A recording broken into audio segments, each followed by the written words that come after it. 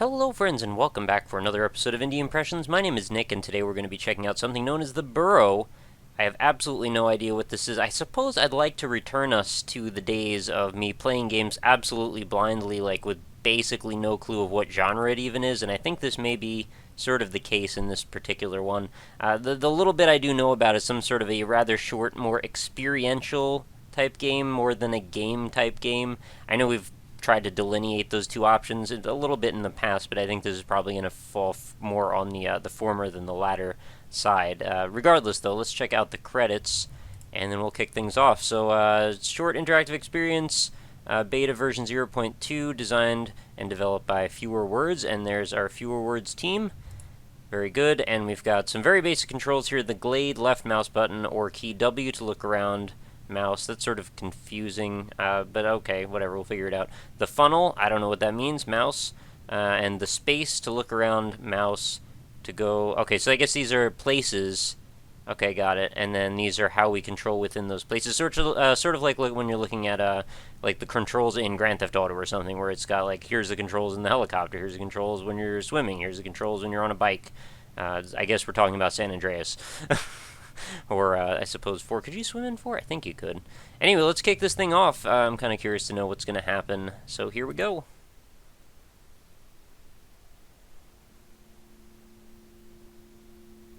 Alright, it's one of those suckers. Yay, they try to trick you. Their eyes are right at the base of their head at the very beginning there, and then you think it's going to be their other eye, but it's not. Those are just, like, painted on there to confuse predators. Anyway, he or she's going to go off and look for some aphids, I suppose. And we have a very loose ability to control the camera right now. I can turn around very, very slowly. The sensitivity is about as low as any mouse has ever been. But I believe that's for a reason. And some lovely, charming music is kicking in the background. And we see a snail there on the ground, a clover. This is very evocative of Pikmin, actually. Although it appears we are not going to be staying at that very micro level, and we're going to be moving upward towards some level of macro. I've got a few lovely little butterflies.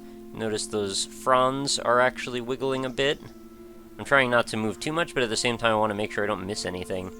So as we zoom out, we can actually see the scope goes on a little bit more broadly.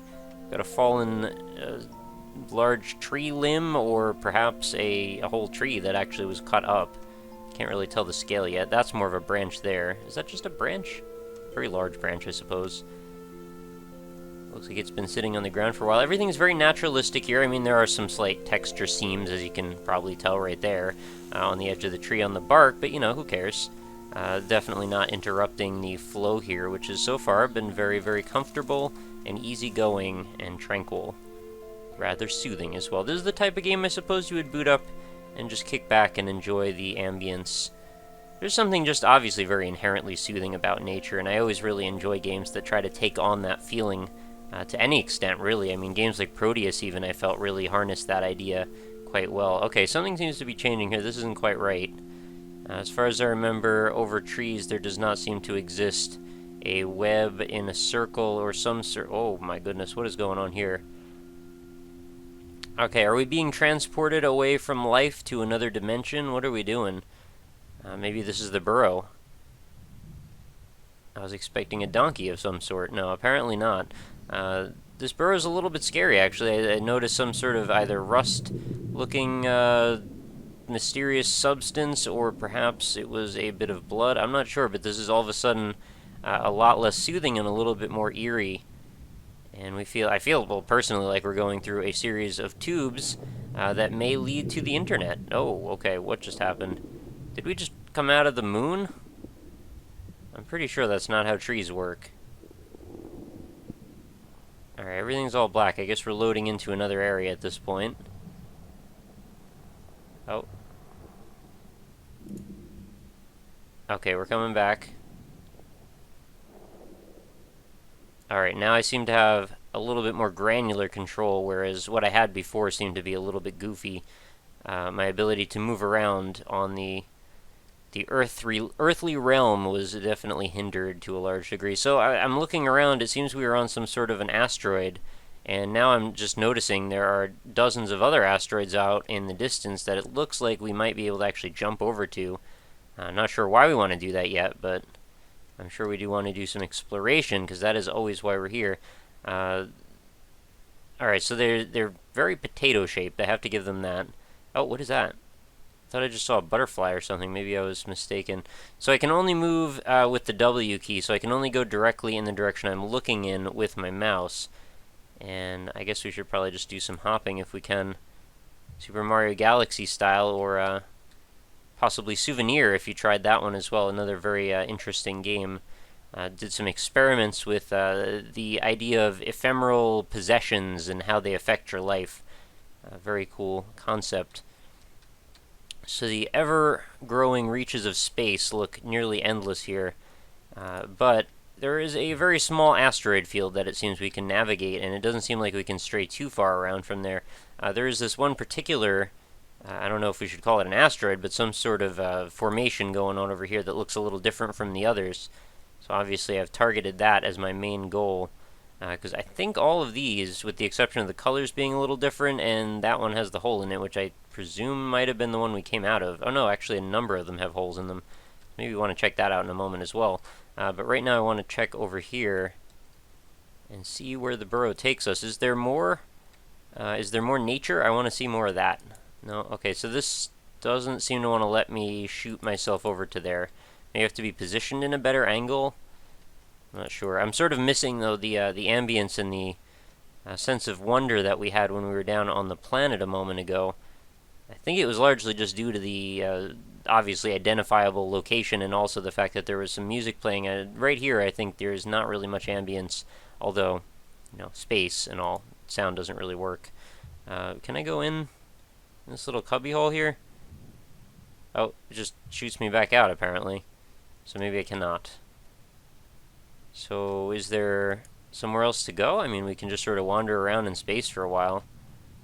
It's very pretty. It definitely does make me interested, but I feel like this should just be the beginning of our journey. I mean, what I was expecting when I saw that there was that hole on that side of the rock, I thought maybe I'm going to discover each one of these rocks might take us to another world, and maybe we get to, if anything, just like visit it for a moment and see if there's maybe something we want to check out there. Is that not the case? No, I think these holes seem to mostly just want to take us back out to these asteroids. They all seem to have one, though. So I have to wonder what's going on with that. So we can just go visit all of them and not use them for anything? Does it pop us out at some random one each time when we go through the funnel? No? Alright, well, there must be something else to do here. I mean, I know it's short, but I didn't think this short. And even if it is this short, it seems a little strange to just sort of pop us out in this unending, waiting room, essentially. Oh, wait, maybe I should chase this butterfly down. Maybe that's my goal, actually, is to keep following that. I did sort of see it and dismiss it rather quickly. Where would it be, though? How do I even know? Would it be still on the same rock that I just came from? I don't think I can see it from a distance. It seems like it sort of has to be right in front of me when I walk near it. Very interesting sense of light and shader effects going on here. Maybe not shader, but bump mapping effects. Definitely does give you a good sense of, that we're being lit very starkly from one side. Can I head over here? Is there anything... Oh, did I just see the butterfly out of the corner of my eye? I did. Let's go get it. Yeah. Alright, what now? Did I get it? How do I know if I got it? I don't think I can get it. I probably just... Yeah, okay, still can't go in there. I probably just saw it and then... Oh, wait, I saw it over there, didn't I? No? I thought maybe it would just move around or teleport or something. Maybe that is the case. I'm really not sure. What did I just see? I keep thinking I see things out of the corner of my eye, but I think it's just largely just space dust. So are we on a scavenger hunt, or is this the end of our journey? I don't know. I don't really... I like when games don't hold your hand, like, at all, and I really actually value that quite a bit, but sometimes games that need just a little bit of, like, a hint, or a little bit more guidance, and it doesn't have to be direct. It could just be something to the effect of, like, put a contrail behind the butterfly and then see where it goes. Just, give the player a little bit more of a chance to adapt to the systems that are laid out before you. Because right now, I'm not really getting the pattern. That's the thing I think people don't really pick up on enough, is the fact that we operate on these very obtuse, abstract patterns a lot of the time about how we react to certain situations. And when we don't have any precedent that's set beforehand, it's really hard for us to come up with a way to understand how to parse the situation before us. And in this case, the butterfly, this is the only occurrence of this particular situation with this particular set of rules and this particular set of software and code. So there is no rule that I have governing how I should behave when this happens. And that's what we do, is we pick up on these patterns little by little, and I think this is what gets lost a lot of the time in translation, between me playing something, between me and the actual game itself, and then having it show up on YouTube. I think a lot of times those patterns are easier to pick up. I just saw the butterfly again. I thought I just went right at it. But yeah, a lot of those patterns are easier to pick up when you're watching over someone's shoulder, I feel. And it also way easier to pick up when you're the person designing the software, obviously. If you're the one setting the rules, then you get to set those patterns and those precedents. So, for developers, it must be interesting. Sometimes you probably get the feeling that somebody's like being really dumb the way they played your game or something. But although I've never actually encountered a developer that has held that belief, they've pretty much unilaterally been extremely accepting and nice when somebody has trouble understanding something. Although, I'm sure it goes both ways. There are probably people that just don't get a hint after a while. And then there's also people who are fairly savvy and just have trouble understanding something for one reason or another. Cognitive dissonance happens. Anyway, so I don't know where we're going with this whole butterfly thing. It doesn't seem to be panning out, unfortunately. I would have loved to take us to another world filled with potentially ladybugs, Pikmin, silly crabs, or who knows what. The stomping butt beetle. I don't like that thing. That thing's nasty. Alright, so there's the butterfly again. Every time I go near it, it just moves. So I don't know. Is there a reason that I want to keep chasing after it? Is it going to lead me? Should I keep going in all of these various portals? No. I mean, this isn't John Malkovich or being John Malkovich, so I guess I shouldn't expect to land somewhere entirely new and different. But, the little pattern that I was starting to establish was that I can come out of these wormholes and then end up here, so I thought maybe why couldn't we reverse that idea? I still didn't establish that there was anything going on with that yellow circular rock, right? I mean, that is where I started. And I think, yep, there's the butterfly again. It's surprisingly easy to find now, although I didn't have that ability before for some reason. I really do want to see if there's anything up with that rock, and then I guess we're just going to call it a day on this game. The Burrow, definitely more of an experience than a game, as I said at the top. Yeah, alright, so that rock is definitely not explorable or traversable in any way. It doesn't seem to be open to me to mess around with. I just sort of noticed, I don't think I've picked up on this until just now, but yeah, we are actually moving and spinning. I guess I've been moving so much on my own, I hadn't really noticed that things were going on their own axes. Also, a strange design decision. You can't move left or right with the WASD keys. It's only W. I'm not sure why you would want to do that, but maybe there's a reason. So I guess that is going to pretty much do it for this episode. If you guys know what to do with this butterfly, feel free to let me know. I'm kind of curious. If there is more to this experience, I'd love to see it. Also, it was brought to my attention, and this is not just something that I've heard from one particular person, as well as I've also thought about it on my own, and it was just sort of interesting to see it cemented in front of me. But the closing plugs, I understand they're getting a little bit repetitive for those of you who watch every single day, and I absolutely do encourage you to do that. So I absolutely don't want to be, a hindrance or obnoxious or making it difficult to want to listen to the end of the episode. So I'm going to try and figure out some way around that from my end of things, and I don't really like to put this kind of meta level commentary into these videos for the most part, but it feels like there's not a whole lot else going on here anyway, so I might as well use this as a platform to talk about it. But for the most part, I just want to keep things smooth and let people know where else they can find stuff and what, like, the rest of the little universe of indie impressions that I've been trying to create. So if that's bugged you... Oh, wait a minute. Something just changed. Oh, did I win? I might have just done something different. Alright, that's cool. Maybe I had to go in all of the different asteroids, and I finally did that, and the butterfly was there to guide us. But I was just going to say that I'm going to kind of come up with a different compromise or way to condense the plugs at the end. into a more digestible, bite-sized chunk. Oh, well, this is interesting. Kind of a little terrifying, actually. And now what? Oh, okay, now we've actually got somewhere to go. Maybe. Well, they've reformed into a new pattern, so I have to assume there's somewhere else to go, right? I suppose I should probably mention also this is totally free, downloadable. The download will be in the link in the description as always. So if you guys want to go grab this and try it out yourself, feel free. Butterfly, will you not please explain the game's premise to me? That's all I want to know.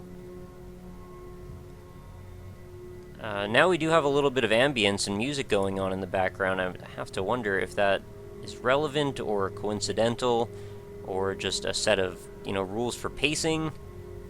I'm curious. But, I mean, as much as things have changed now, the fact of the matter is we seem to have some sort of a layout that we can traverse. It doesn't necessarily change the fact that we are now still proceeding from one asteroid to the next with kind of no real logical sense of where we're going. I mean, I understand, follow the butterfly. That's one way to do it. Maybe go in all of those portals. But no, it's not really leading us anywhere, so I guess I'll leave that up to you guys to figure out, and if you'd like to let me know in the comments, that would be highly valued. So I suppose what I'll do for our closing plugs today, and maybe this will be the trend from now on, is I will just mention the fact that I have a website, and it is full of all the old episodes of the series, so if you want to check it out, indie-impressions.com is the place to go. I also have all my other links in the description of this video, as well as the download link for this particular game, so go check it out. Let me know what you think about this game and about the series in general. Any comments are always welcome. If you'd like to leave any support, that's also extremely welcome. The show gets by on word of mouth, so if you want to mention me to a friend, that is very, very valuable to me, and I appreciate it a whole lot. So that is pretty much going to do it for this episode. Hope you enjoyed it. I am a little sad that I didn't get to talk about a little bit more to do with this game. It sort of wrapped itself up before I could do much about the introduction of it anyway, which is probably the most compelling part. But I would like to see more if there's more. So you guys feel free to let me know if there's more and if there's anything else we're seeing in this little experience. And I will keep my eyes open for more, and I hope you will as well. So I'll talk to you real soon. Have a lovely night, and I will talk to you again tomorrow.